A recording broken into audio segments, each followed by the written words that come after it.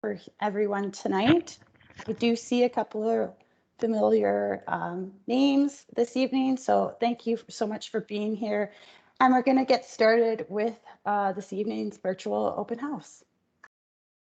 So welcome again to this evening's virtual open house to discuss the Municipal Development Plan, also known as MDP.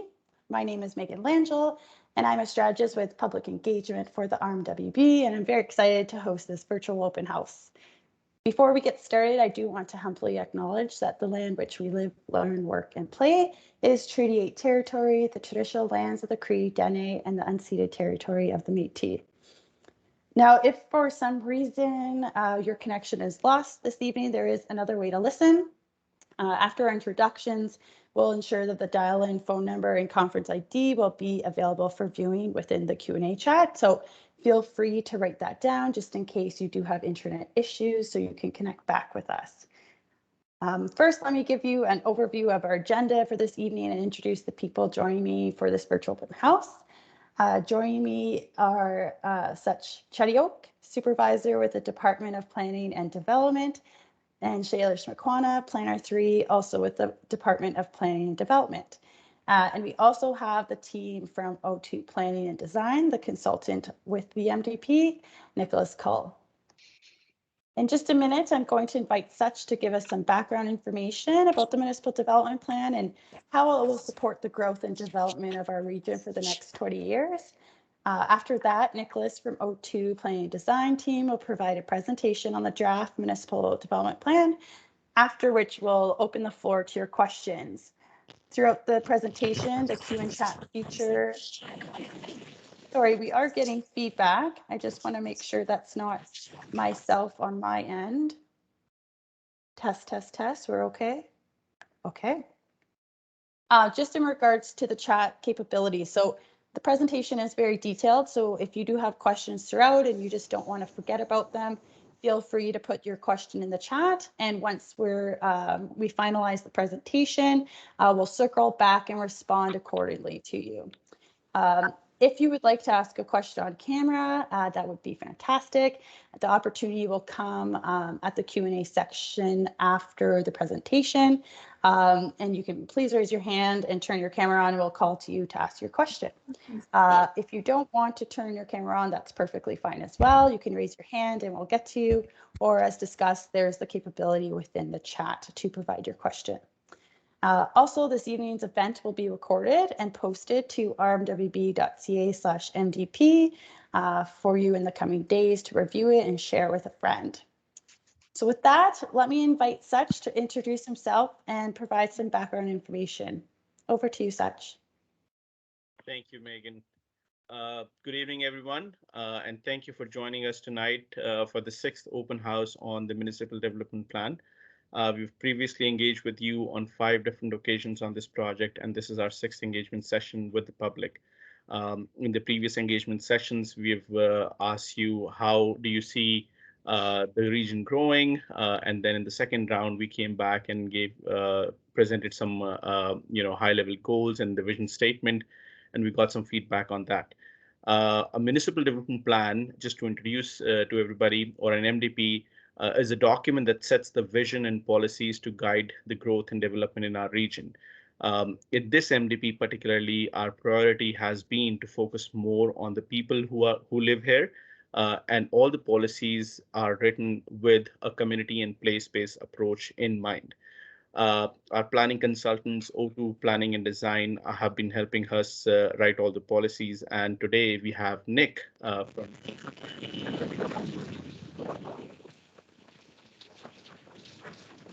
Such, I'm just going to pause you there. We're getting some major feedback. If you just want to mute your microphone. Okay, and we'll give it, it's clear now, but we'll let you try and unmute yourself here. It's still really fuzzy, so if it's okay with you, I will get you, I think you're just wrapping up, so I'll go ahead and introduce Nick. So go ahead, mute yourself. Thank you, Such, very much. So without further ado, Nicholas Cull, take it away with their presentation. Thank you, Such. Thanks for that introduction, Such and Megan. I appreciate the team effort. Everybody able to see my screen? Yes, we are. Thank you. Fantastic. So thanks again for the introduction and good evening, everybody. As mentioned, my name is Nicholas Kuhl, and I am with the consulting team O2 Planning Design, who has been working closely hand in hand with the planning development team with the regional municipality of Wood Buffalo over the past year and change to get to the point where we're at with the document today. Over the course of this evening's presentation, I'll start with a brief project review, an overview of what we heard to date from the engagement work that we've been doing, and then we'll actually get into the plan itself. So I'll provide an overview of some of the key initiatives that the MDP is proposing to bring forward over the next 10 to 20 years in the municipality. I'll outline what the implementation framework will look like for the MDP, and then conclude with some next steps before we transition over to that question and answer phase of this evening's discussion. So throughout the entire presentation, feel free again to put your comments or questions in the chat. That way they'll be held there until we get to the point where we engage in that Q&A session. Either that or again, hold on to them until we get to the end to yourself. Using the raise hand function, we'll be able to have a bit of a dialogue about what the plan means, where it's going, and what your thoughts are on it. So for the project review, we'll start with what the purpose of an MDP is itself. And municipal development plans are statutory documents. They're required by the government of Alberta for every municipality to have one. And it's important that these documents chart a course for the future growth and development of the municipality, and in doing so, reflect the local values, opportunities, and challenges that are facing the municipality. So in the context of Wood Buffalo, this MDP is really necessary and important because it needs to reflect the social, cultural, and economic conditions of a changing region. The last MDP was developed in 2011, which was a very different time for Wood Buffalo, and it very much focused on addressing the exponential growth that the municipality was facing at the time, and importantly and very well addressed what those growth concerns and growth pains were. Since then, things have changed in the municipality, and as such, the MDP is seeking to reflect those changes. As I mentioned before, the MDP really does set out a vision and a blueprint for how the municipality is going to grow and develop into the future. And again, development in the context of this plan isn't just about houses and roads and pipes in the ground. It encompasses the whole. A little bit of feedback there. Just a little. Just give it 1 second, Nick. I think we had a couple more people joining us. Go ahead and try. Test.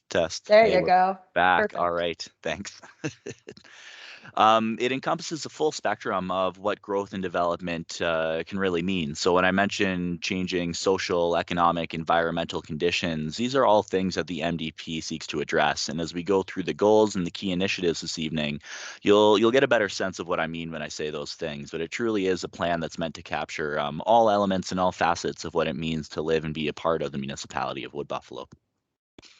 In more nuts and bolts senses of the word, though, what the MDP does is it defines the future land uses in the municipality. So it is, at the end of the day, a land use plan first and foremost, but it also provides a full suite of strategies for managing that growth, again, in terms of social, cultural, environmental, economic, all those different elements and ways of approaching growth. And it's a guide for decision making. So for both administration, so the planning and development team, as well as council itself, it is intended to really guide and be a bit of a yardstick for short and long-term decision making. So that way the municipality is always pulling in the direction that the MDP is projecting as the vision for where it should be going. And then lastly, of course, it will shape the development and the future of all of our communities throughout Wood Buffalo. So in terms of where we are in the project, as such mentioned, this is the 6th time we've come to the public and the 3rd phase of engagement through this kind of a virtual open house or actual in-person open house forum. The first time we came to the public was what we call phase 1, the background and analysis, or the visioning engagement. And that was in September and October of 2020. The purpose of that engagement was really to come to the public with a blank slate and an open mind and say, what are the most important things to you, the residents of Wood Buffalo, no matter where you call home in the region? What are the things that we as a project team, both the planning and development side and the consulting team, need to be thinking about as we prepare and begin preparing this document? So with the feedback that we received in that phase of engagement and the work that we did in that background and analysis phase of the project, we then came back to the public in February of last year with the directions engagement. And at that point in time, we came forward with a number of key themes, big moves we called them, or big proposals for things that the municipality could do, and then a suite of goals and a vision statement that we wanted to then get feedback from the public on. So that was a fairly comprehensive engagement, and we got a lot of really good feedback from all the different stakeholders, members of the public, Indigenous partners, members of council and administration that we spoke to on that content. And where we landed in the interim is with the draft document that is now available online for you to review, and what we'll be discussing this evening. So we are in this third phase, what we call finalize of the MDP. I want to emphasize while we're having this conversation here tonight, there is still quite a bit of opportunity to have your say even beyond this particular forum. So in the chat, there will be someone posting a link to the Participate Wood Buffalo page. On that website, you'll be able to access a survey about the MDP, download the draft document itself, and really engage with the content.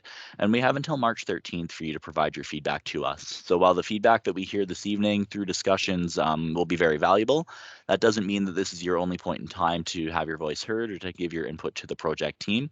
There's a full suite of engagement activities online and through on-paper surveys or the Pulse hotline that you can engage with over the next couple weeks. Once we complete this phase of engagement, our intention is to go towards council review sometime in the spring of this year. In terms of what we heard to date, though, we've engaged considerably, as I mentioned, with the general public, stakeholders, and Indigenous partners throughout this project. We've had a tremendous amount of workshops, both in person and virtual, with community groups, Indigenous partners, economic development partners, social partners. We've had online surveys, interactive mapping, some in-person open houses, as I mentioned, as well as virtual open houses. And throughout it all, I've really kept a bit of an open door policy in terms of how we've engaged with individuals who are interested in being involved in the MDP project and in engaging with as many people as possible to get the feedback that has led us to where we are today. In terms of some of the biggest changes that you'll notice from the last time that we discussed the project with yourselves, so during that second phase of engagement, these are really the six biggest shifts or biggest moves that have occurred. So going from top left to bottom right, the biggest one is including reconciliation with Indigenous partners as a sixth MDP goal. So when we went to the public in February of last year, we had 5 goals, and the idea of reconciliation was interwoven throughout the entire document, but it wasn't elevated to this level of being a very explicit and standalone goal. So now in the draft NDP that's available publicly and that we'll be discussing here, this is an entire goal, an entire directive inside the document. Building on that, actually, I'll go to the bottom left one here. There's also a renewed commitment to improving communication and collaboration with rural and Indigenous partners. So more broadly, the way that the municipality engages with people throughout Wood Buffalo, again, no matter where you are, no matter who you are, the MDP really doubles down and says that this is very important and this is something that we can do even better. Moving now to the middle here, revisiting the vision in general to better reflect its intention was something we heard loud and clear from the last phase of engagement. So tweaking that vision statement, making it more direct and more clear was very important, as well as ensuring that the goals themselves were not repetitious and that they had very clear direction. So there was a bit of concern that the goals felt like they might have overlapped a little bit too much in the past, and we've heard that, and that advice has been received. And we've worked to really make sure that each of these goals speaks to a specific intended outcome, while all working together and again being aligned with the overall vision and direction of the MDP. And the final two, the public is very interested on the blue and green network. So the emphasizing of these ideas as an MDP priority was very loudly heard from almost everyone who we spoke to. For those who are unaware of what the blue and green network are, we'll be discussing those later in this evening's presentation as well. So don't worry, I'll give you an overview of what that means and looks like. And then finally, one of the biggest things that we heard from the public in our last phase of engagement was that we really need to be sure we're aligning, here we say with existing economic development initiatives, including the place brand strategy, but really the MDP needs to align with all the good work that's being done throughout the municipality. So not just with other initiatives of council and administration, but where economic development and tourism has good ideas, where the Chamber of Commerce has good ideas, where industry has good ideas, whoever it may be, if there's plans in place and there's a direction that's aligned with the MDP, we should make sure that the policies in the document itself then are also well aligned with where the entire region wants to see itself going. So that provides a bit of an overview of where we're coming from, the work that we've done to date, and how, at least for some of it, we've really synthesized it down into what is now the plan that we're going to be discussing for the rest of the evening. So for those of you who have had an opportunity to download the MDP already, you'll notice that there is a fairly clear hierarchy to how it's structured. And if you haven't done so yet, don't worry. Again, the link is in the chat to the Participate website. You'll be able to download the document there. But the way that it's structured is at the top of the document exists as vision. And the vision statement, as we mentioned before, this is about describing the desired future of the municipality. This is the aspirational outcome and the blueprint statement for where we want to go. Underneath the vision exist the goals. There's 6 of them in the MDP. So those are the 6 slides that we'll be discussing after this and their key initiatives. Goals provide tangible outcomes. So they say this is what the plan wants to achieve at a very high level, but adds a little more concrete, a little more texture to the vision statement. Underneath the goals are strategic directions. So if you have a plan document, what these look like are the 1.2 or 3.4. These detail how to actually achieve the goals. So we take the goals and turn them from these ideas into actual actions. And then underneath the strategic directions, we get to these gray things here, key initiatives and policies. This is the actual statutory component of the MDP. So these are the things that really actually get down to the nitty gritty and say, here's what Wood Buffalo is going to do, or here is a thing that we are aspiring to. Here is a partner that we need to collaborate with. Those are captured in the actual policies in the MDP themselves. And where we see key initiatives, these are just policies, but they are the strongest policies, if I may, in the MDP, the ones that really outline clear direction and clear action for the municipality, and really are the most important things that the MDP says Wood Buffalo is going to do over the lifetime of this plan. So as we go through the next several slides, I'll be breaking them down by a goal, but then highlighting some of the key initiatives associated with each of the goals in the MDP. Finally, at the end of the MDP, though, there are these performance metrics in this implementation framework itself. And this is all about making sure that the MDP is measurable and that we're able to track how successfully it's being implemented. If we're not looking back every now and then and making sure that the plan is still taking us where we want it to take us, then it's a little bit of a lost plan. So this is just a best practice, and we see this in statutory documents across the province and across Canada nowadays as a means to ensure that the MDP is pointing in the right direction and taking us where it says that it wants to. So without further ado, I'll dive into the goals here. And I think Megan's mentioned in the chat, as we go through, please feel free to post your questions through that chat framework. If you're in Teams, you'll notice either at the top or bottom of your screen, there's what looks like a little speech balloon. You can click on that and then type your message or your comment or question in the thing there, hit enter or click on the little airplane and we'll receive that. Again, though, I'm going to work through all 6 of these goals and discuss the key initiatives before we transition over to that discussion. So the first of the 6 goals in the MDP is called Home and Belonging. And the home and belonging goal is all about ensuring that the Wood Buffalo of tomorrow is a place where everybody, no matter who you are, no matter where you live, feels safe, feels welcome, and feels as if this is a place where they can survive and thrive and make a living for themselves. Again, no matter where in the region they call home.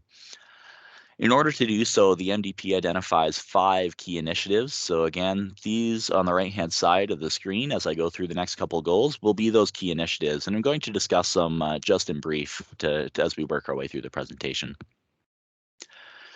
So the first key initiative is developing and implementing region-wide design guidelines. And the idea behind these design guidelines, again, is to really take that regional approach to recognize the specific context and individual natures of all the different hamlets and locations throughout Wood Buffalo, but to also apply a lens that says this is the kind of Wood Buffalo that we want to be building for tomorrow. And that can look like a lot of different things. One of the most common ways is through what's called universal design. So ensuring that there are just basic accessibility components built into all new development in the municipality. But this idea that we've embedded into the municipal development plan also takes a slightly higher level approach than that as well. So if you've ever heard of the idea of winter cities, Edmonton does this. It's something they're quite good at. But it's all about ensuring that they design their city in a way that responds and reflects the fact that they have a decently long winter in Edmonton. And what we're saying with the MDP is maybe that's something we can incorporate into design guidelines for Wood Buffalo as well. This is another place where winter is fairly prevalent. I don't need to tell you that, but how do we ensure that as we move forward into the future, Wood Buffalo grows in a way that really provides for context where, again, winter is a norm for a not inconsequential amount of the year?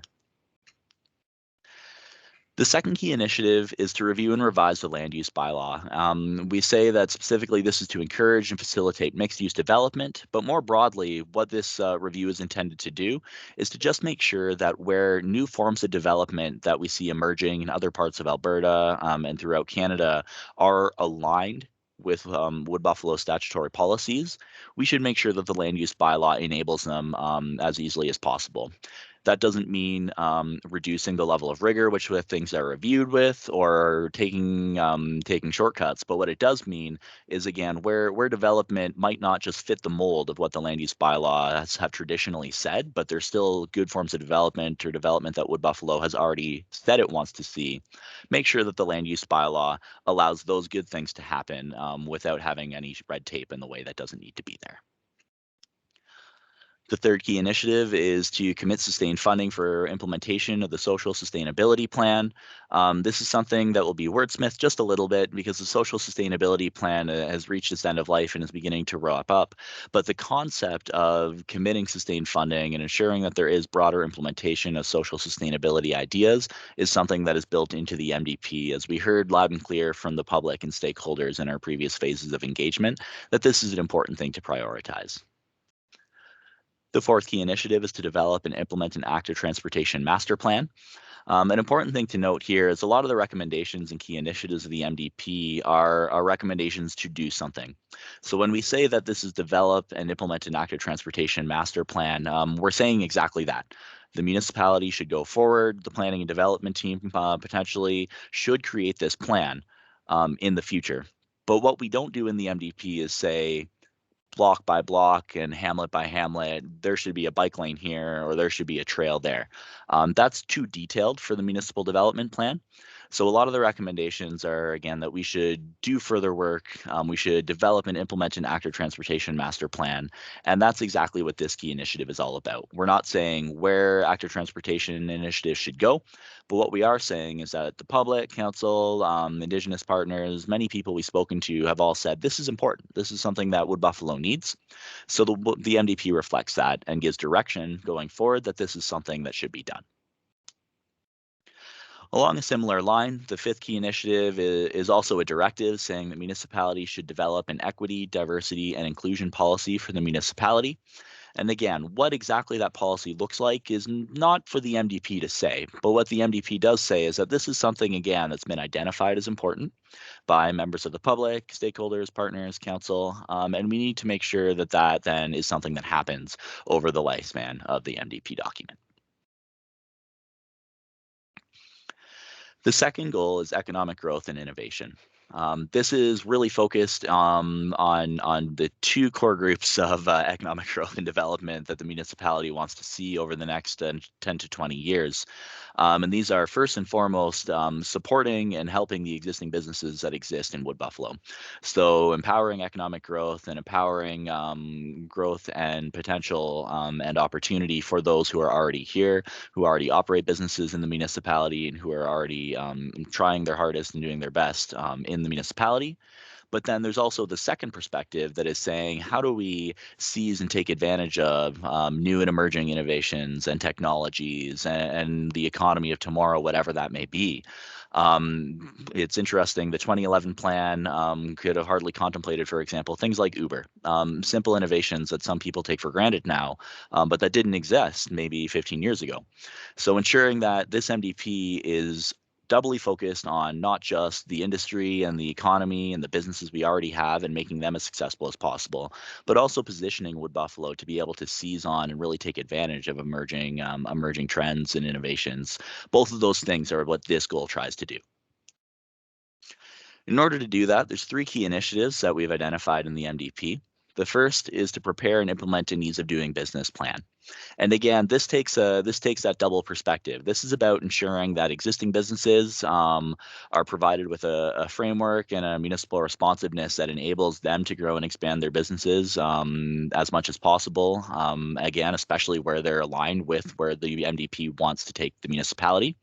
But then also doing a bit of a 360 review on what Wood Buffalo could perhaps do better to attract more businesses and new businesses and make itself a more desirable place for startups, for example, or other kinds of emerging economic drivers to take root in Wood Buffalo and really grow. Consistent with that key initiative, the second key initiative is to expedite development approvals. Here we say for downtown plan aligned newer expanding businesses, but this extends to anywhere that has statutory plans. So where a community has an approved area structure plan or area redevelopment plan, whether it's Port Chippewa or whether it's Janvier or anywhere in between, what we want to say is that if your proposal is well aligned with these statutory plans, you should be at the top of the line. You should have expedited help and expedited assistance in getting those development approvals as quickly as possible for your newer expanding business, because you're investing in Wood Buffalo and you are the economic growth and innovation that the municipality wants to see. And then the last key initiative that we highlight here in the economic growth and innovation goal is the investigation of creating a business incubator. And that's a slightly misleading term or turn of phrase, because Startup YMM already exists. There is a business incubator in Fort McMurray. But this is, again, taking that 10 to 20 year vision of municipal development and ensuring that this is a resilient plan in the sense that in a world where Startup YMM transitions towards a more specific suite of businesses that it fosters, or where it actually moves to a different type of operating model, what we're trying to say is that the municipality is committed to the idea of business incubators, to the idea of supporting new startups, new businesses, and providing them assistance to help them succeed. And that's what's encapsulated in the MDP's policies. The third goal is reconciliation. So as I mentioned in what we previously heard, this was something that was very strongly felt by almost everyone that we spoke to in the last phase of engagement as being imperative to include at this goal level in the MDP. So this isn't something that has policies throughout the MDP speaking to reconciliation. This is something that the municipality hits head on and says this is a high level, top level important goal for us to really be focused on over the next 10 to 20 years. And as an extension of that, then, the 3 key initiatives that we've outlined in the MDP really speak to the ongoing reconciliation work that needs to be done. So the first key initiative is to continue the Reconciliation Advisory Circle. And this is an organization that was created in response to the Truth and Reconciliation Commission's calls to action, and particularly the identified calls to action that the municipality has direct ability to influence and act upon.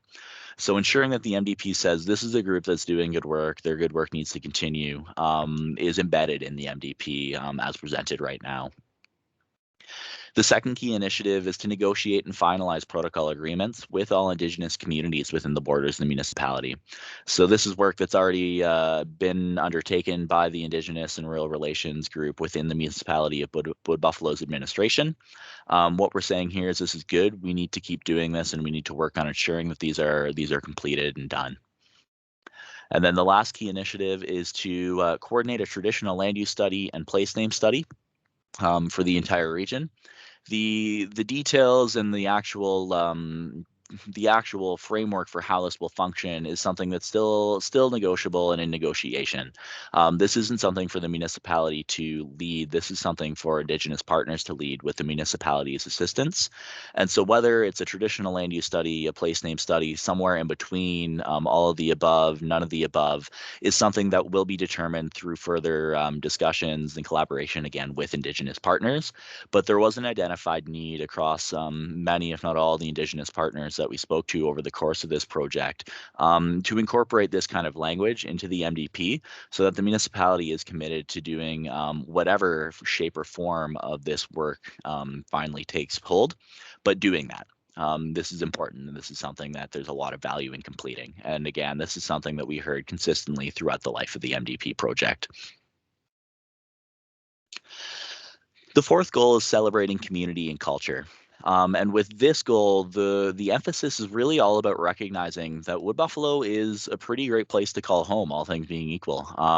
It's a tremendously multicultural and diverse place, and what that multiculturalism and diversity looks like is very different depending on where you are in the municipality, and that's something that is pretty unique and pretty special.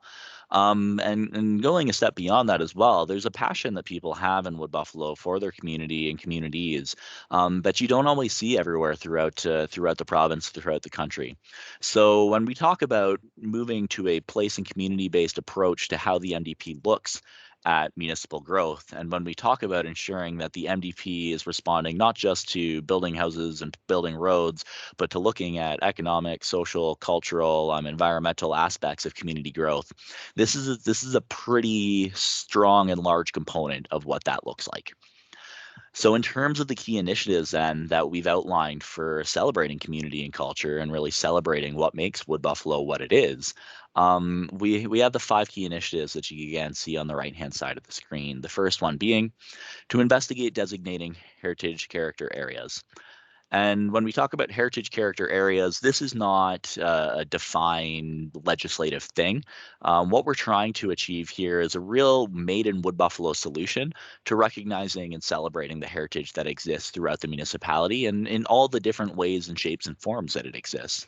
So the municipality is already doing work to identify and investigate what is heritage and what are the heritage elements of the municipality. What we're doing with this key initiative is saying that's good work, keep doing that, make sure that whatever we come up with works for Wood Buffalo and really responds and reflects what Wood Buffalo is. The second key initiative is prioritizing. Here we say Jubilee Plaza as a place to celebrate Wood Buffalo's multiculturalism and diversity. But the emphasis here really is less on what the place is and more on having a specific place for this celebration of multiculturalism and diversity. So there's a fairly strongly understood interest and emphasis on finding ways to better celebrate and have a gathering place for multiculturalism and diversity throughout the municipality. So having a set place, a set location, or even a set way or means for doing so is something that we heard and we've incorporated through policy into the draft MDP. The third key initiative is to investigate the creation of a temporary art program throughout Wood Buffalo. Whether it's temporary or not, or what that program exactly looks like, is up for discussion.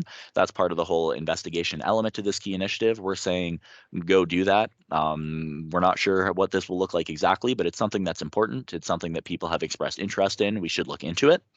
And then the really important word in this key initiative is that throughout Wood Buffalo. So ensuring that whatever program comes out of this investigation reflects and is implemented throughout the entire region. So no matter where you call home, whether you're in the urban service area or another hamlet, ensuring that everyone feels the benefits or that at least that they are a part of this program is something that's really important. The fourth key initiative is to develop a community activation microgrant program. For those who are unfamiliar with the idea of microgrants, what these mean is having an established pot of money where community leaders or activists, associations, groups, or even just individuals who have a cool, exciting idea can go and say, hey, municipality, can I have $250 to build an outdoor rink? Or can I have a small amount of money to have a block party or a festival in my local community? What that program looks like, how it functions is, again, something that needs to be developed later on. The MDP is just saying this is a cool idea, we should run with it. But really what's important here is to say where people have the energy and where people have the passion for their community, the municipality should recognize that and be okay with investing these small sums of money, as the case may be, to allow them to realize what their passions are, to create more cause for celebration, excitement, interest, whatever in their local community. So really, this is about empowering residents, particularly those who truly want to be the force for change and good and positivity in their community. The final key initiative under the Celebrating Community and Culture goal then is increasing youth representation in government and increasing youth representation throughout the region in government. So ensuring that the youth of today see themselves involved and engaged in the regional municipality of Wood Buffalo, whether that is through that political lens of things, so being involved on committees of council, understanding and being informed and apprised of decisions that are being made by the municipality, or whether it's through that administrative function, so having summer jobs where they work for the municipality and see all the different roles and jobs and opportunities that exist even within the administrative branch of the government. The idea is truly making sure that people who grow up in Wood Buffalo see themselves reflected in their government and see themselves as a part of government and see themselves as having a bit of a sense of ownership over that as well. So that way they feel more empowered to remain engaged throughout their life and to contribute back to their community and stay in the community as well. The fifth goal is connecting to nature, and this is where that green and blue network plans that I mentioned earlier in the evening come back into play. But really, all three of these key initiatives are again, quite intertwined. The idea of the goal connecting to nature is that Wood Buffalo is very blessed with a tremendous amount of natural amenity space right out of its backyard, no matter where in the municipality you call home. And in some ways, that's an underleveraged asset. In some ways, residents are hard pressed to actually find ways to get out into nature to enjoy this tremendous open space that exists right out their front doors. So the blue and green network plans in particular, what these are plans that exist at a network level throughout the entire municipality and try to find ways to better connect the municipality through two different ways. When we talk about the green network, that's about trails, pathways, whether it's for biking, hiking, off-highway vehicles, whatever it may be, really doing a better job of connecting Wood Buffalo residents, no matter where they are, to each other and to important areas throughout the municipality. And then with that blue network component, connecting and protecting waterways. So again, whether it's canoeing, kayaking, boating, whatever it may be, ensuring that we're providing the infrastructure where appropriate to allow people to better connect with the wilderness. The green and blue network plan are seeking together to achieve that. And there's a lot of potential benefit to this, not just from the social, natural, economic sense of residents being able to better engage and connect with the outdoors that exist in Wood Buffalo, but also from a tourism development and economic development lens on that side, creating a network and creating a system that people are willing to travel around the world to come visit. The boreal forest is special. There's not much else like it in the world. So having that better accessible to whoever may come and having it accessible from as major of an urban service area as Wood Buffalo is able to provide is a fairly compelling idea. That being said, wherever anyone ever talks about that kind of intervention or development in natural spaces, there's also a need to identify and protect valued ecosystems that they would connect with as well. So the picture we have here, for example, is the sand dunes in northern Wood Buffalo. And while that is an attractant and that would be something that potentially the green and blue network plans might want to connect to, there's also a need to ensure that we are identifying ahead of any kinds of development or infrastructure building the places that are sensitive or perhaps should not be as intensively developed. So there's a balancing act here, and the MDP recognizes that. Again, the MDP doesn't say what the answer is, but it does say these are things we need to be thinking about while we do the green and blue network plan. And then aligned with these two ideas is then this preparation of, we call it a wilderness development plan. It could sit within the blue and green network plan. It might be something that happens later on in its own. But this idea of saying within our nature as well, there is opportunity to potentially develop more of a cabin country. So again, whether it's from tourism, economic development, or just for locals to be able to actually own a cabin in the wilderness in Wood Buffalo instead of having to travel outside of the municipality and outside of the region. The idea here is to really foster that sort of development, again, where appropriate. Importantly, for all three of these ideas and more broadly the connecting to nature goal, none of these things can happen without discussions with the province. The majority of land in Wood Buffalo is Crown land. It is managed and owned by the province of Alberta.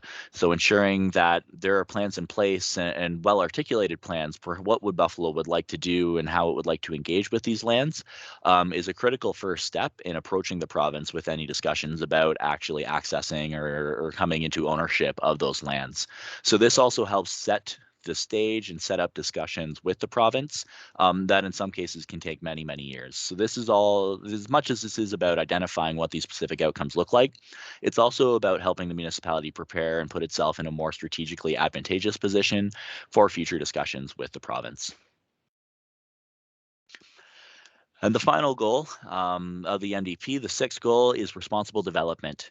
So this is what many would recognize as sort of the most traditional or core component of a land use plan and a municipal development plan. This is where the maps exist in the MDP document itself, and where very specific policies related to development exist. Again, development in that classic houses and roads and employment lands type of the word.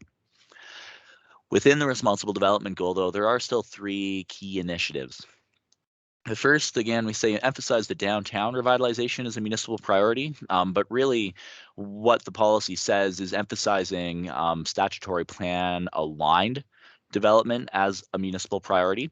So this is about recognizing the agency of local communities and recognizing the good work that's already been done or is ongoing to develop local area plans. So the MDP isn't trying to be over prescriptive. The MDP isn't trying to overreach. It's adopting a framework that's really about saying where good statutory plans exist, where they've been approved, where communities have been involved in the development of these plans. We need to help those things happen. So it says emphasize downtown revitalization. This is because it was that is just framed through the lens of the downtown area redevelopment plan. But really what the MDP is saying is for all statutory plans, those plans are the priority. Those plans are what we want to adopt, and we'll let those plans do that work. The second key initiative is to commit to optimizing regional transit. So under this, again, this is just a best practice. Times have changed. We've had a pandemic. Things like Uber are emerging and have gone mainstream, and those have impacts on how transit operates. So it's just healthy to, over the course of the MDP, take time every now and then to loop around and say, all right, is this working as well as it can? Is this serving the needs of those who use it most the best? And that's something the MDP says we should just be committing to doing. So again, ensuring that we're doing those reviews as necessary to make sure our services and our investments are returning the best that they can. And then the final key initiative under responsible development is instituting a disaster risk management framework in municipal decision making. This might seem like a of course type moment in terms of key initiatives that I've mentioned to you tonight. But again, the idea of the MDP is that it does exist at that high level. It is a guiding document. So this is just about ensuring that all future municipal decision making, all future municipal plans do respect and reflect and adopt this risk management approach to the ways that they plan. It's a best practice and ensures that we're approaching risk management consistently throughout all municipal statutory plans. So with that being said, I'll briefly and quickly go through the implementation of the MDP, just what that looks like and how it works. And then from there, I'll provide that quick next steps overview, and then it'll be discussion time. I appreciate that you've been listening to me talk for a long time. So thanks for bearing with me. As I mentioned with implementation, there's two key components to that. There are the key initiatives that we just discussed, so each of those ones under each of the goals. And then there's performance metrics. So performance metrics provide a way to measure implementation of the MDP. Again, that's important. We need to know that the MDP is doing what we want it to do. So evaluating it every now and then against metrics will help us do that. So in terms of prioritization, the MDP provides a list of these key initiatives. There is a section of it where we will say, here they all are, and it will provide a high-level timeline for when and how those will be implemented. So in discussions with council, and this is work that's ongoing right now, we're working with council to identify what the most important key initiatives are, what the ones are that should maybe wait a little bit longer, and that will help us create a bit of a calendar, for lack of a better word, for the lifespan of the plan, how we're going to prioritize which ones happen first. As part of that as well, we need to identify who's going to be involved in them and who's responsible for them. So the one that immediately comes to mind when we talked about the traditional land use and the place name study, roles and responsibilities, we need to clearly articulate that this isn't RMWB leading this is RMWB supporting this, and we need to know who's involved in that, ensuring that it is implemented appropriately and that its recommendations can be acted upon when they happen. So this is just about setting up key initiatives for their best chance of success, doing a lot of the legwork legwork for relationship building before they actually come time to implement. So when it is time, everyone is ready, all the stakeholders and partners are at the table, and it can get done efficiently and it can get done well. For the performance metrics, again, this is just about having targets and trigger points identified for when municipal review or action is required. So this will help administration go to council occasionally and say the MDP is working or the MDP is not working, and it will allow it to be a reflective endeavor. So over time, you will be able to track the trend lines in how the plan is doing, for lack of a better word, in its effectiveness. So what this looks like right now is we put together a whole bunch of different metrics for each of the 6 goals. So you'll notice it's organized by goal. We want to reach a place where there's probably 2 to 5 performance metrics for each of these goals, but they're very incisive and very compelling metrics. So things that actually tell us important information. Sometimes when plans have way too many of these, or they just kind of arbitrarily pick things, it becomes very easy for this performance metric review to not really say much. We're being very intentional about the way that we develop this, and we narrow down what these are and how they work to ensure that in 5, 10, 15 years, when they do performance analysis of the MDP, we'll be able to say, you know what, this section is working well, this section's working well, maybe this one isn't, but these 3 are good. And then what administration can do is, instead of having to rewrite the whole plan, they can open up just one specific section and say, all right, this one isn't working. We think these are the things that aren't working because we've been able to track the metrics over the last several years. And you can be very surgical and precise with the amendments that need to be made instead of having to really revisit and rethink the entire document. So next steps, I've already mentioned briefly that we're finalizing the MDP and then bringing it to council sometime in the spring of this year. That's the intention. In terms of next steps for the public, this is the final phase of engagement. The website that's in the chat will bring you to Participate Wood Buffalo, where you can learn more. There's an online survey. If your internet isn't great, you can do the survey by phone as well via the Pulse hotline. Your local municipal office will also have printed copies that you can complete. And then on the Participate Wood Buffalo page, you can also download the full draft of the document, or just even individual components if you're interested in it. So if you really just care about economic growth and innovation, or if you're really just interested in the reconciliation section, you can go access those and learn specifically about those. So you have the opportunity to pick and choose really what it is that you care about and want to invest your time in to provide feedback on. As I mentioned, March 13th is when the phase of engagement ends, but that's not the be-all and end-all. There will be a public hearing process in the spring of 2022 when the document goes for council review, where again, you'll be able to provide your feedback directly to council through that public forum. So with that, I will turn it back over to Megan and take a drink of water, and I'm looking forward to having a discussion on what we just presented. Thanks, Megan. Thanks, Nick, for all that detailed information. Really, really appreciate it. So we do understand that it was a lot of information to go through within the presentation, but we are now excited to get to your questions. The main focus for this evening's virtual open house. I did want to mention that do be mindful that the public engagement is occurring till March 13th. So if you need more time, that's perfectly acceptable. You can provide more information or feedback on rmwb.ca/MDP. There is an online survey. There's also an online form. If you leave this evening's event and think about a question that you'd like to ask the team, you're more than welcome to do that on the Participate page under the online form. And if you haven't already, please do enter any questions or feedback in the Q&A chat. I see we have a couple of comments, but our team is here and happy to address any questions that you have. So I don't see any hands raised yet, but I do want to get to a quick question, and I'm going to flip it over to you, Sach, if it's okay to just get the conversation started for this evening. It's a very broad question, but one that we continue to get asked throughout the project. So if you could just elaborate of what is the MDP and how does it affect a resident of Wood Buffalo?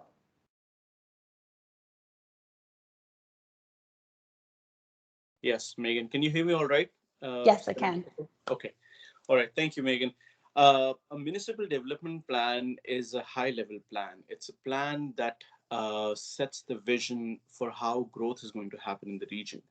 Now, in the planning world, there are different hierarchies of plan. This sits right at the top. This plan is typically prepared for 20-25 years.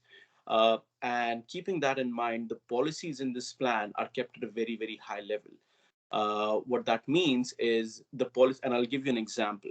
The policies in a municipal development plan may read something like the municipality or the region will allow for a multitude of housing types in a particular area. Uh, when we go down the hierarchy, the next level, which is an area structure plan, becomes a little bit more specific. And it tells you that those different types of housing typologies are going to be allowed in this section or that section of an area. And then we get into the land use bylaw that gives us regulations for how those housing types will be developed. So this is a policy plan. It does not go into the regulations or development scenarios of a particular area. It gives you a high level picture of how the region as a whole is going to get developed. I want to give you another example just so it provides a little bit more clarity. One of the policies in the MDP or the municipal development plan could be we want to promote walkability in the region so that people are more healthy, or we want to create a healthy living environment, which can also be achieved by promoting walkability. So that could be one of the policies in the MDP. Now, how do we implement this policy is when it comes to specific area structure plans, we can identify more trails. We can identify for more roads or transportation networks in that particular area. And then through the land use bylaw or the engineering servicing standards, we get into the standards of how wide the trail would be or how big the road would be. So at this level, a municipal development plan is a very, very high level document that just gives you policies for how the region as a whole is going to get developed. I hope that provides you with a little bit of clarity on what the MDP does. Yeah, it does such. And if I can just keep you there for a minute, exactly what you just explained in regards to how it's a formal document. There was a couple of comments in our chat specifically talking about, outdoor activities within the Draper community. So that's exactly what you're speaking to, is that the municipal development plan is more an overarching plan and not the specifics of like a trail implemented into a community. Absolutely. So for Draper community, Megan, I mean, typically for each and every community, we have an area structured plan, and details with regards to where you would see trails or parks or development or what kind of development, they'll typically form part of an area structured plan. The MDP keeps it at a very, very high level and gives you a broader direction of growth in the region. It does not go into details of where your trails would be. It will tell you that we want to promote the culture of outdoor activities, or we want to promote recreation in the region. It does not necessarily go into details of how trails will be set up. Those are covered into different plans, like a transportation plan or a transit plan or a parks plan. Those are different plans that come out of this municipal development plan on the direction of municipal development plan and address those issues. Fantastic. Thank you, Sach. No problem. We are getting a couple more questions through the chat, so just please be patient and we'll definitely get to you. So Michelle and Pat, welcome. I believe your hand is raised, and I was just going to get to your comment in regards to the areas along the Clearwater River and downtown and waterways that provide outdoor activities for families, but feel free to unmute yourself and expand on that, and we'd be happy to respond. Actually, what I wanted to, hello everyone, thanks for meeting this evening. What I wanted to touch base on in the MDP in regards to Draper, I am a Draper resident, is I want to discuss some of the points specifically that the RMWB is leaning towards Draper being considered a floodplain. And then as such, in a floodplain, no development is then allowed. So my question then, does that floodplain name apply to the downtown area as well, or an area such as Grayling Terrace? Thanks, Michelle. Is that something that you wanted to elaborate on? Yeah, I can just address some of it, and then I'll also provide Nick an opportunity to provide an answer to that. Now, in terms of floodplain, they're not something that we as a municipality define. Floodplains are defined by the province.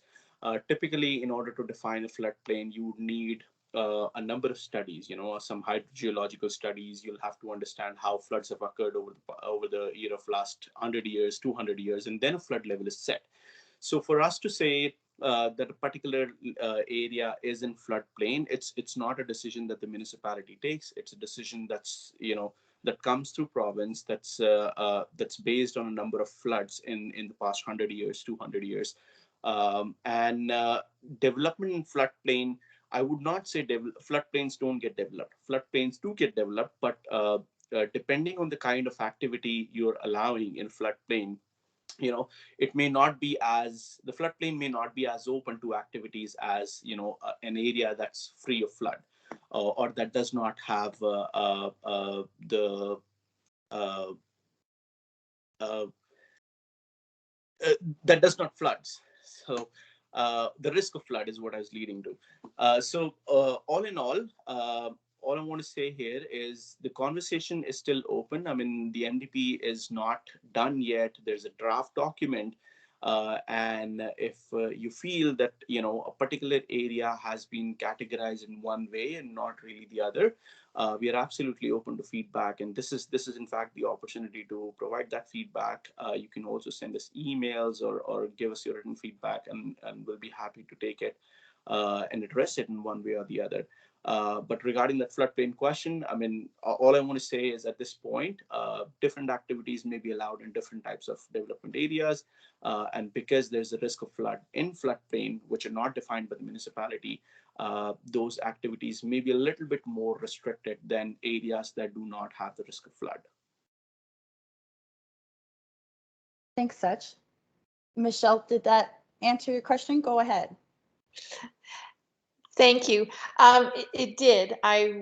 Especially the part you had mentioned that it's actually designated by the Alberta government what the definition of a floodplain is. Then, in the draft and MDP, does that mean that within the MDP it is up to the municipality or at the discretion of the municipality to allow development within Draper? So as a homeowner, I own a larger acreage. I am not near a slope and I have well above floodplain, even the standard floodplain. So from reading the draft, I understand that my potential to subdivide my lot is going to be restricted because of this designation. So it concerns me. I don't know if you can comment on that or if it requires a bit more research into it. No, I can definitely comment on to that. And Michelle, thank you for that question. I think it'll provide clarity not just to you, but others as well on this call. MDP, like I said, is not a document that goes into details of subdivisions and development permits. Yes, the guidance to do any of those things comes from this document, but this is not the only document that guides, how subdivisions would happen or how development permits would be issued in the region. There are several other documents. MDP, the purpose of this document is just to guide, how the lower hierarchy of plans are going to be going in which direction, basically. So if an MDP tells you, you have an area that is considered recreational, the ASP will go into details of what kind of recreation and all those things. Similarly, if you talk about development, if the MDP tells you there in a particular area, there might be some constraints, the ASP will go into research details of what those constraints may be and how suitable form of development could occur into that area. Not to say that MDP is going to restrict development, it just provides a policy direction. More direction for development permits and subdivisions comes through the area structure plans. There are provincial statutes such as subdivision and development regulations, Municipal Government Act that guide a lot of these things. It's not just the MDP. It just provides a very, very high level direction as to how development should occur in a particular area or in a particular region. Now, when it talks about floodplains, it doesn't specifically address Draper. it would probably, and within the entire region, there would be a lot of areas that would be considered floodplain. So any policy that relates to floodplains is not limited to or not created for Draper. It's created for the entire region. And it is not to say that development cannot occur despite that policy. If there is suitable development types that can be accommodated, it will be spelled out in the area structure plan. So all I'm trying to say is this is not the only document that governs how development will occur. It does provide a policy direction, but it does not really restrict the development in any form. Our purpose of doing this project is not to restrict development. It is to enable us to give us more wings to sort of explore more possibilities for how development can occur in the region. More details will be spelled out in the area structure plan, specifically for Draper, that I think is already underway. And when we have those engagements, there are more specific details that we can go into. Michelle? Thank you very much, Sach. I'm definitely going to do a bit more reading on but what you were saying makes sense. So I appreciate the answer. Thank you. Absolutely. And just to add to that, Michelle, thank you, Sach. The website that is in the chat, rmwb.ca/MDP, there is an online form there. So again, if you do have questions that you would like the project team to respond to, please provide them in there and we can get back to you at an appropriate time. So moving on, I have a question from Chris, and there's legal stuff is not boring, but there's a legal question we have on there. So Sach, if it's okay with you, I'll let you maybe answer this one and Nick could maybe chime in. How does the MDP respond to the mandatory and discretionary requirements of section 632 of the MGA? Can we develop a concordance table linking the section 632 requirements to their location in this draft plan? That is an absolutely legal question. I will have to take a look through section 632. I don't remember that section at the top of my head, but we can definitely take this question, Megan, and we can absolutely get back to Chris 100%. I don't have MGA right in front of me. Oh, Nick, do you have? Nick knows it. Okay. It's the municipal development plan subsection specifically. So if I'm correct, Chris, and you can clarify for me, you're looking just for a table that says whether we do or don't address the maze, and then where we address each of the below. And if you're not on the call, yeah. Go ahead, Chris. I just, full disclosure, I'm Sach's colleague and I'm putting him on the spot. And the poor guy is handling it very well. And by the way, Nick, make sure that you say hi to Brian Horton from me as well. So to you, Sach, I'm just looking for a way to satisfy the legal beagles, i.e. me, by saying we've ticked all the correct boxes so that we know in the plan, not only do we have a really forward-thinking, proactive plan that's very progressive, but we also have dealt with all of those mandatory statutory requirements. And here's where you find them. And so, you know, and there's a real, you know, it's boring, but there is a checklist in section 632. Yes, Chris, just to answer that question, in the MDP, when it comes on board, it'll have a page that sort of shows how the MDP aligns with different provincial statutes and high-level documents. So something to give information about how it is in alignment with LARP, how it is in alignment with the MGA, will all be there in the MDP. And through that, I mean, all those checkboxes will be dealt with. No, and that's great. And I understand there's already some discussion with our strategic director about, you know, the strategic plan that comes out of council and how it will align with this MDP, because really they're all headed in the same direction. So I'm really pleased to hear that that's something that you guys are working on. Yes. Our priority at this point, Chris, is to ensure that municipality as a whole sort of moves in the entire in one direction, be it the MDP or the strategic plan or downtown revitalization plan. The idea is all of us, all of these plans align with each other and sort of take us on the path to progress. Well, thanks very much. I think you guys did a great job. I appreciate Nick's work on the presentation and look forward to this moving to towards council. So thank you. Thank you, Chris. Thanks, Chris. I'm going to go to our next question that we had in the chat. And Kim, if you're still on the line, feel free to unmute yourself. I'm pretty sure that Such has already clarified this question, but you were just asking in regards to Draper, are you correct in understanding that the MDP will not permit any outdoor recreation opportunities? If you're still on the line, Kim, did you want to maybe perhaps elaborate if we provided that comment or answered for you? Yeah, sure. Thanks. So it just, with reading some of the sections there, it seemed that, it is being moved towards residential only from country residential, and that development opportunities, it read as if they are going to be restricted. You want to restrict them there.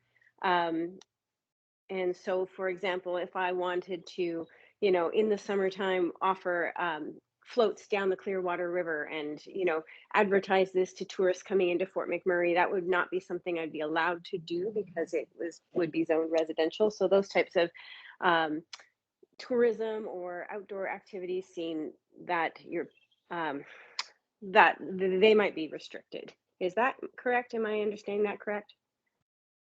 Can I respond to it, Megan? Yes, go ahead, Such. Okay. Thank you, Kim, for that question. Restriction and prohibition are two very strong words, and we do not, in planning, we do not go to that level until we've exhausted all options.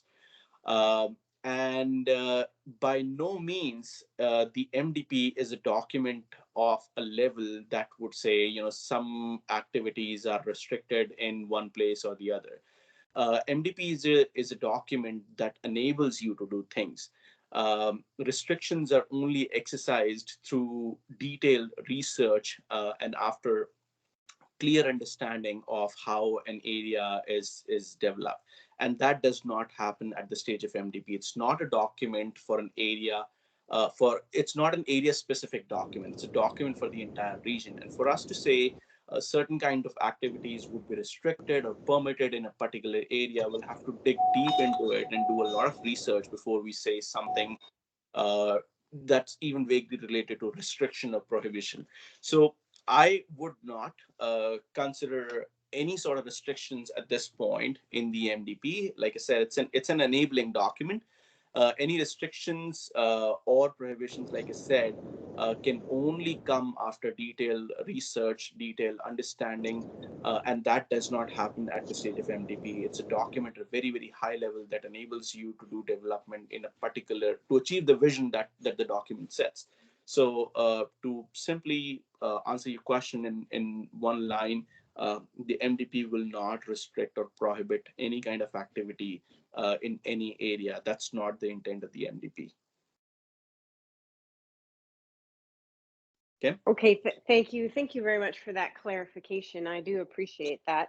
The MDP is a vision, right? And so it's a direction on how the municipality wants to treat certain areas. And so, if I applied for a permit for something, that would be one of the documents that planning would go to support or not support my application. Is that correct? That is correct, but that is not the only document that the municipality or the planning and development department will look at when making a decision on an application. Number one. Number two is MDP. Like I said, it's not a detailed analysis of a particular area. It sets the vision for growth and development, but it sets the vision for growth and development in the entire region. It's not area specific. If you've had a chance to read the vision of the document, I'd highly encourage, and I'll perhaps request one of our staff members to sort of copy and paste that vision in the chat. But I'll highly encourage all of you to take a look at the vision. It's a positive statement. It's an encouraging statement. It's a statement that's enabling. It's not a restriction. An MDP by no means is a restrictive document. It's a document that enables stuff, and it is not area specific.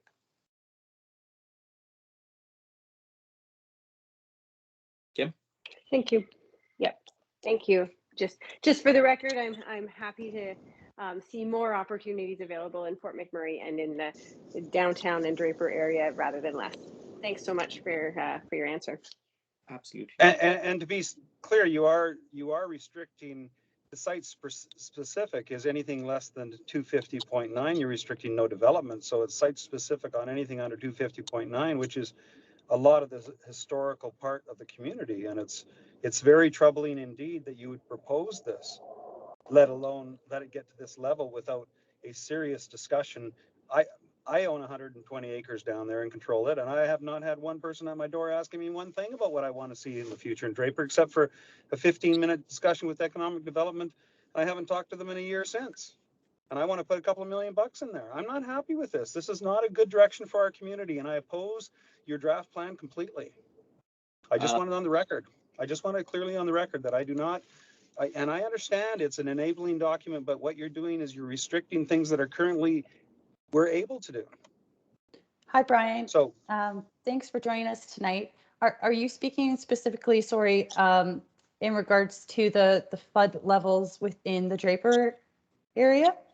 I'm talking about that and the discretionary uses that are currently permitted under the land use bylaw for Draper and other areas that have been taken away. There's somewhere in the neighborhood of 30 or 40 discretionary uses that have been totally eliminated. And the change in use sterilizes land and makes the proposed change of use sterilizes the land and makes it worthless.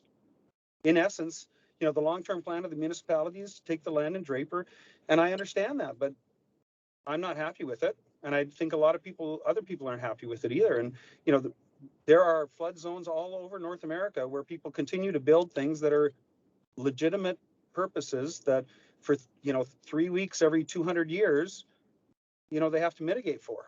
But to restrict it totally is unacceptable in my mind. And I will be doing whatever I can to stop that from happening. So please hold up on what you're doing and talk to the people that actually own property and that are affected by it, which includes waterways, downtown, Draper, you know, the people that actually want to live in this community in 20 or 30 or 40 years and want their kids to and their grandchildren to. We need more things to do for families, not less. And the river system is the best opportunity we have here for quality of life, things that don't cost a fortune, like McDonald Island. The only people that can be there are people that have money. We need to get those things where people can get a quad or a skidoo or a snowmobile or go for a walk with their dog or their horse or their dog sleds or whatever they want, and they can do it for next to nothing cost with their families. Thanks Sorry, for your.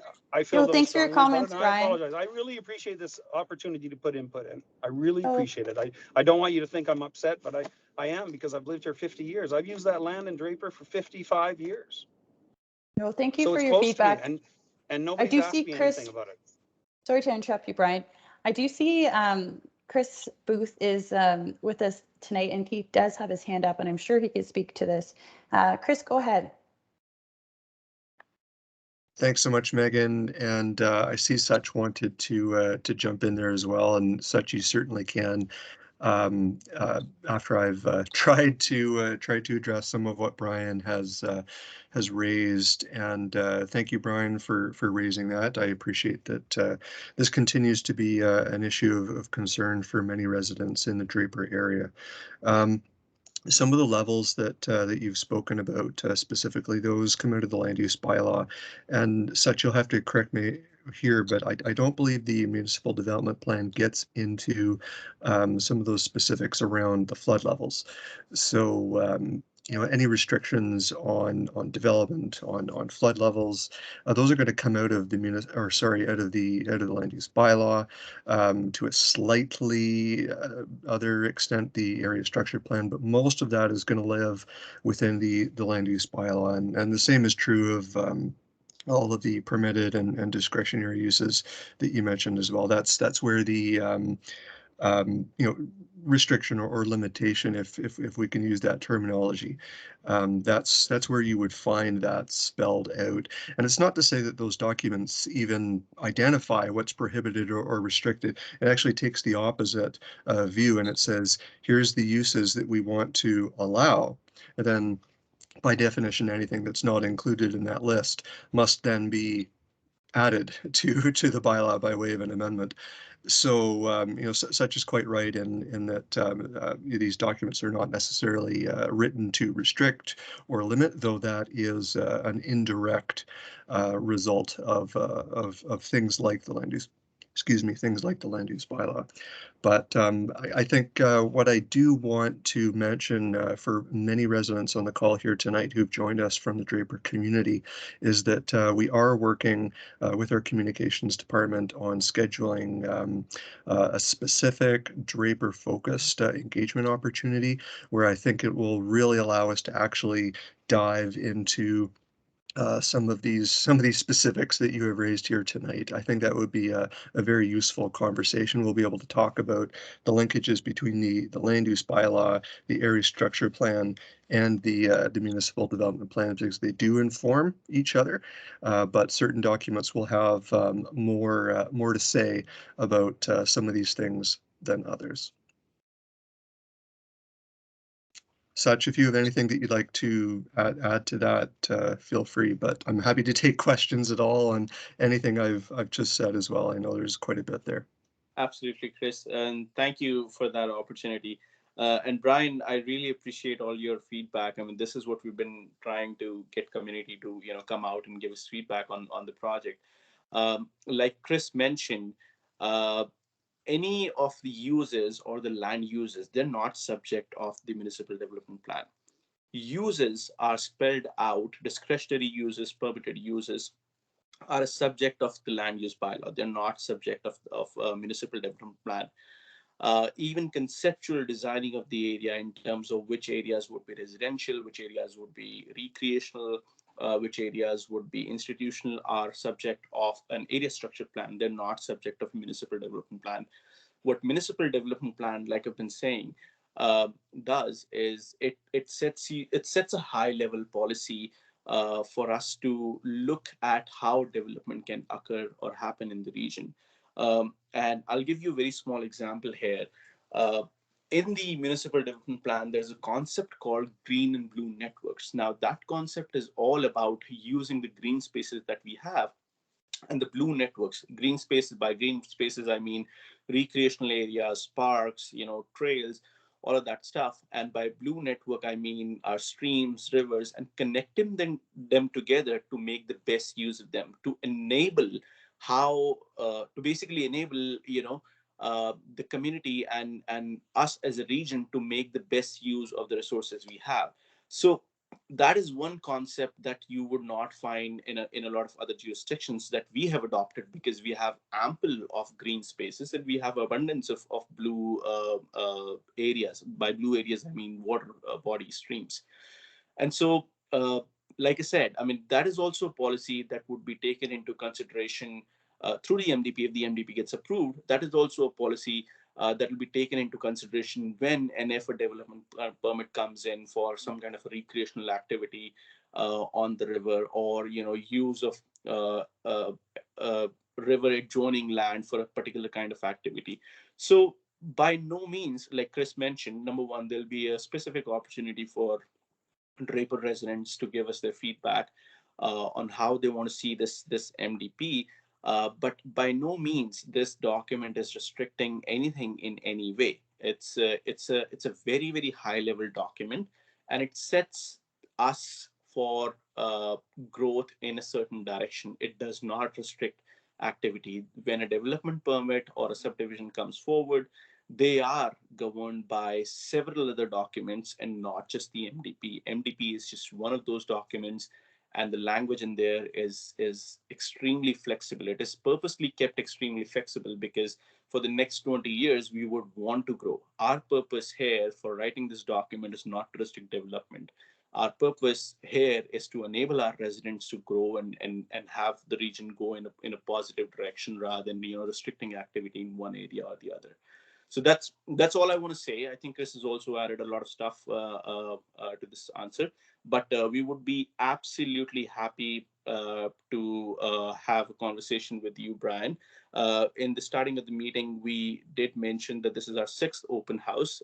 We've been engaging on this project since 2020, and we've been sending out flyers to rural areas. We've sent out flyers to urban areas, and we've been requesting people to give us their feedback on this project. So we've been trying our level best to get as much feedback as possible, and we really do appreciate you coming on here and giving us this feedback. And for the next engagement session that we'll probably have specifically for Draper, I'd invite you to come there and give us your feedback there as well.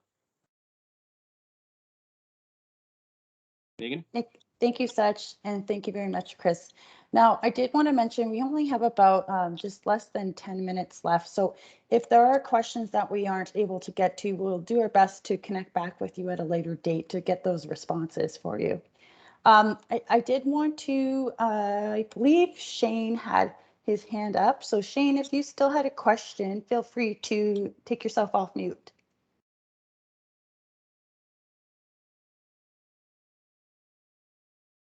Give it one more try, Shane. I saw you unmute yourself. Or if you're having any connectivity issues, feel free to also write it in the chat. I know your hand up was a little while ago. Can you hear us, Shane? Am I off mute now? Yeah, yes, we can hear you. I am? Okay. I think, Sach, you answered the question. I really look forward to this meeting with the Draper Society. Some of the questions were asked was one of this, I think it was Michelle asked about this zoning and how actually the province come to Fort McMurray and picked a little spot of all of this big province that we're in, Draper, and then determined that some itemized places in Draper were designated as floodland. Well, I think we have enough floodland in Alberta, but why would they? No, I won't go why. I am an investor of this place and have been here for 45 years, and I've got $1 million invested in my property. I have 2 of them down here in Draper. Both of them are in the flood zone, and I've got permits to add dirt to both my properties. And I am now basically terrified that I won't be able to develop. I've tried a few times to get my development permit in with Salish, but it's complicated, I'll say. Maybe I wish I wasn't so uneducated. Anyways, I am, and my neighbors are very concerned that we've invested our money, our livelihood money, and our future is going to be here in McMurray. We aren't moving nowhere. I am not anyways, or is my children. And so I plan on making Draper beautiful, my piece, and I will help my neighbors. And so I donated my whole day to giving 2 people wood in Draper right now to heat their homes today. I give my day away to help 2 people in Draper. Anyways, that's not the deal. The deal is I'm not going anywhere. I'm going to try as hard as I can to make Draper a beautiful place for us and anybody who wants to come down to visit. Access to the river. I've opened my doors to the municipality and other people to get to the river, to have a good day and or do their studies or look at the river to see the height. I'm all for the smart thing, which would be get the elevation to the right elevation so that people can live. One of the concerns that gets me a little bit is if pull back your restriction on development so that if I, a homeowner that bought land down here prior to all this, let's say, concern with how we are to live down here, I would like it so that if we could sign a waiver allowing us to develop on our own property and not have the municipality worried about us flooding, because as somebody brought up there a little while ago, the flood will come and the flood will go. When the flood happened here, I was staying up on Draper Road in a camper with my horses.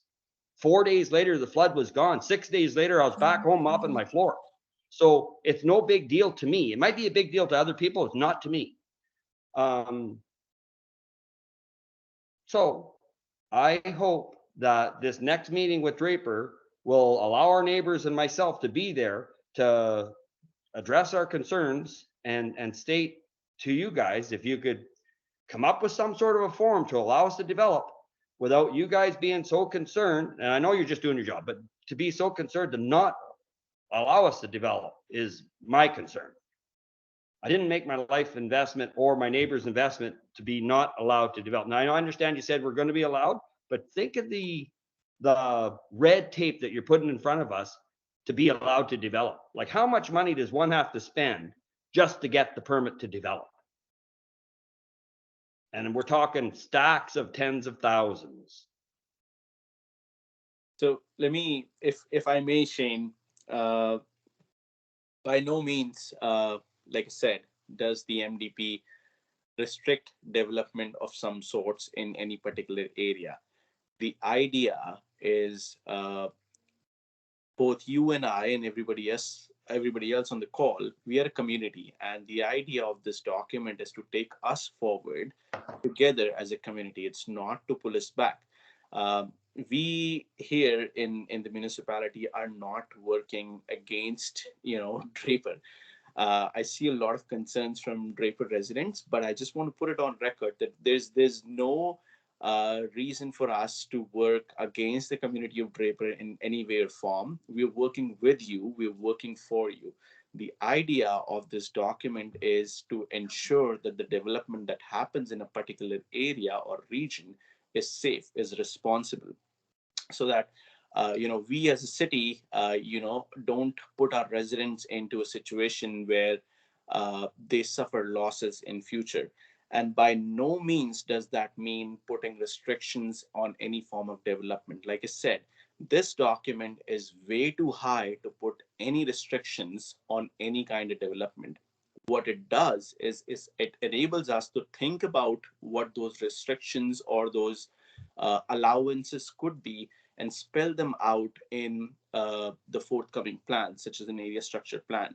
So in all, it does not restrict development in any way or form.